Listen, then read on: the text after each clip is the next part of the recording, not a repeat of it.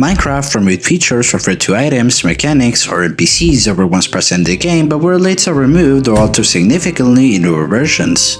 Many of these features were taken down due to balance issues, redundancy, or Mojang simply changing their vision for the development of the game. Hi everyone, Petra. The Minecraft Nerd here, and today we're gonna talk about the history of Minecraft removed features. Let's go!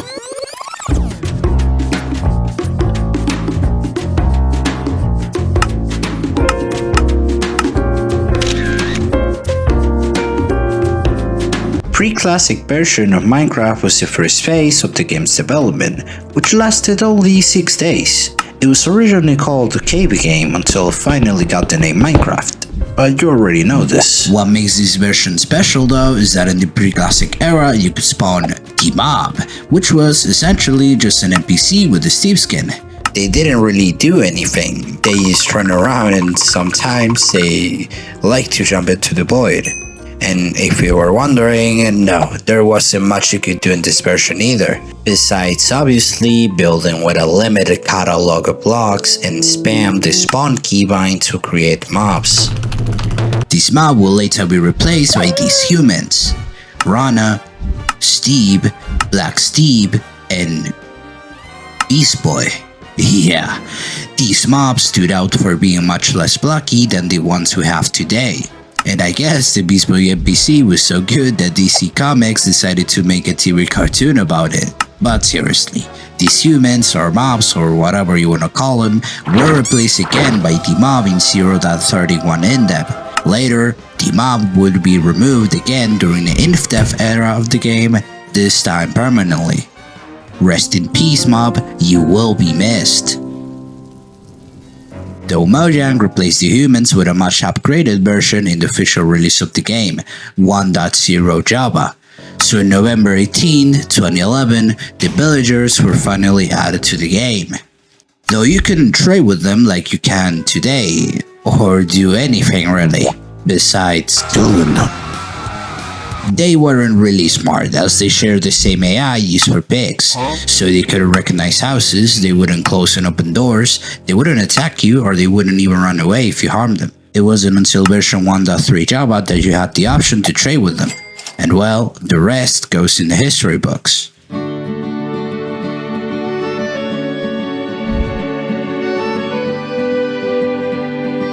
It's no secret that Mojang tends to change the crafting recipe for its items quite frequently.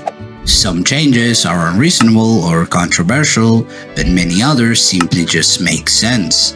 For instance, some of you may know that in version 2.0.100.128, that's a long number, of 0.31 in-dev, you could craft arrows using apples.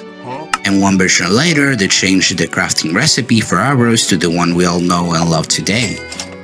Another real well-known recipe was the one for the chainmail armor, which could only be crafted using fire, and I'm not referring to lava.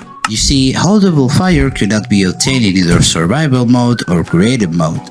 Instead, you had to use some kind of mod or inventory editor to obtain it. So in 2020, content creator Salsy1 asked Notch via Twitter about the origin of this crafting recipe, and Notch replied the following. The chainmail came from the same game prototype a lot of other early sprites came from, but didn't fit into the progression of Minecraft. Instead of skipping over it, I temporarily assigned it an inaccessible material for crafting. The game prototype Notch is referring to is Legend of the Chamber, an abandoned project developed by Notch from which Minecraft would borrow many items and mechanics. During the early development of Minecraft, Notch probably forgot about the chainmail armor, which is probably why he never received a proper crafting recipe. It wasn't until version 1.3.1 Java that chainmail armor could be obtained through trading with villagers. And in 1.4.6 Java, it was added as a rare drop that you could obtain by killing armored zombies and skeletons. And finally, one of the most controversial crafting recipe changes is the one for the enchanted golden apple.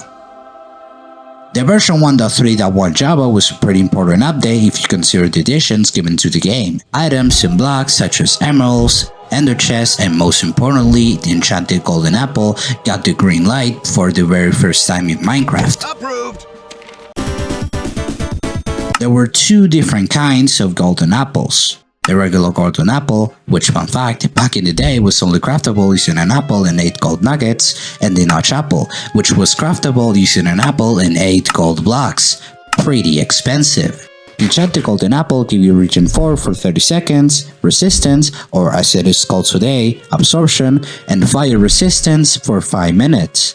That would be the case until 2016, in version 1.9 Java. And this version was one of the most controversial Minecraft updates in history because of their combat overhaul. Now, in 1.9, not only Enchanted Golden Apple now gave you region 2, but now the region effect lasted 20 seconds instead of 30.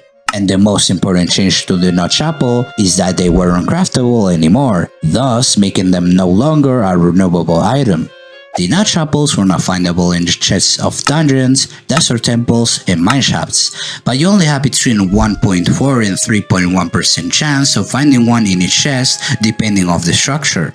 Though this is objectively one of the most brutal nerfs in Minecraft history, it was a pretty reasonable one. You see, Notch gave to the zombie pigment the mechanic to drop gold nuggets in version 1.9 beta pre-release, that's 2011, and players already started to create gold farms. The oldest video you could find on YouTube about a gold farm in this version goes as far as 23rd of September 2011. So yeah, you can already imagine the online and hardcore mode players abusing this farm in the following years. And if you ask me, it was a pretty needed change.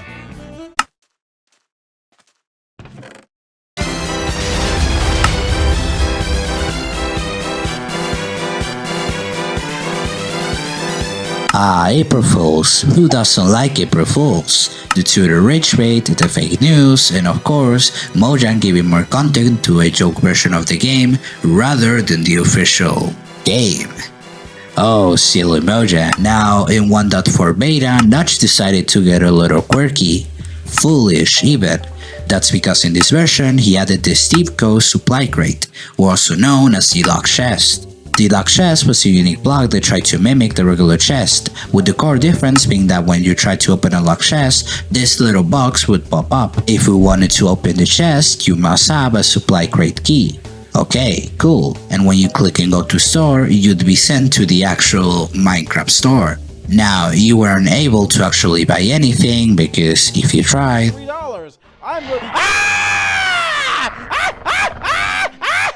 and if you couldn't already tell, this is a gag mocking TF2 microtransaction system. No, not that TF2. The other TF2. Thanks. The next day to the update, April 2nd, 2011, Notch said the following on his Tumblr blog. This is meant to be a playful jab at the Manco store in Team Fortress 2. Valve is my favorite game development studio on earth, but it seems like they can't take a joke, as they immediately put their best witch doctors to work and sent horrible hexes my way. My throat exploded into a quagmire of pain, my brain started trying to escape from my head, and disturbingly large quantities of sticky goo began to make its way out of my face. So this is my warning. Do not joke about Valve. Now, don't call me a genius, but it's obvious to me that Notch is just making a satirical post, and I have my reasons to think this. Notch had a good relationship with Valve's developers, especially TF2's, as he participated in a charity event with TF2 content creators and developers, and he even got his own one-of-a-kind TF2 cosmetic. Surprised to see if Team Robin can actually make it, but Evan's gonna get off to a good start here, killing Notch right away in that beautiful Minecraft hat that he has. And going back to the update, in April 5th, 2011, 4 days after April Fools, Notch updated the game to beta 1.4_01. Good news. But the bad news is that this version was only uploaded to delete the lock chest. Rest in peace, lock chest, you will be missed. But you know Notch, he's a little sloppy. So he didn't actually remove the lock chest. Instead, he coded it so they wouldn't spawn naturally. So if you actually had any lock chests in your inventory in 1.4 and you updated the game to 1.4_01, they would only disappear if you placed them. The lock chests wouldn't get removed until 2.5 years later in 1.7.2 Java. You could say they didn't get removed technically speaking, they just got updated, as in this version they added stained glass, which would borrow the lock chest's blocked ID. Therefore, any old lock chest would now be converted to stained glass. Pretty cool, right? Do you know that feeling when playing older versions of Minecraft? You know, as if someone was there watching you. But it's impossible, right? It's a single player world.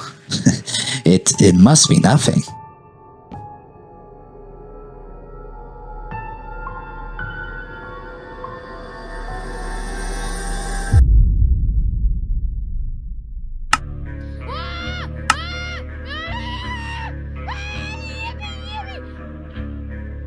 In Minecraft 1.6.6 beta, Notch removed Herobrine forever. Now, I'm obviously joking. Herobrine is a real kid, so you'll be able to sleep at night. But seriously, this is what the devs had to say about the whole Herobrine fiesta. Getting loads of tweets and emails about Herobrine again. I don't have a dead brother, and he never was in the game. Not real. Never was. Okay. To be honest, there has never existed a Herobrine. It was just a rumor started by some douche and then someone probably created a mod. And I finished the Herobrine sound effects and deleted them as quickly as possible. Herobrine doesn't exist. He can't give you a virus. Your kid didn't see him. Why are you arguing this? Please don't argue. Stay up. Are you 100% sure he doesn't exist? Like actually completely, absolutely, definitely sure? Really? Are you Mark? As previously stated from some of the previous developers, Herobrine was never actually added into Minecraft. The Herobrine removal test was clearly a gag made for the funsies, though for some reason Mojang stopped adding this message to the game's changelogs after 1.21.1. I guess the joke got old, but who knows, maybe they'll add it back in the future.